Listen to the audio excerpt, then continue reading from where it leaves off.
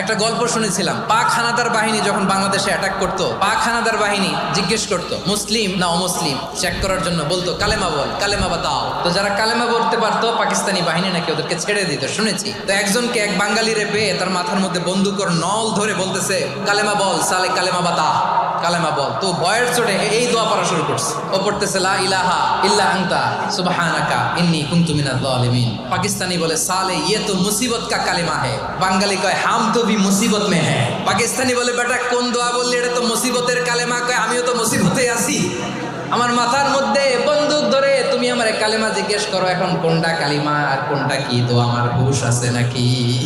লা ইলাহা ইল্লা আনতা সুবহানাকা ইন্নী কুনতু মিনাজ জালিমিন। বিশ্বনবী বললেন দেয়ালে পিঠ থেকে গেলে, চোখে মুখে অন্ধকার, বাঁচার কোনো উপায় নাই, তখন এই দোয়াটা পড়তে হবে। এই দোয়া পড়ে আল্লাহর কাছে ফরিয়াদ করলে বিপদ মুক্ত করবেন কে?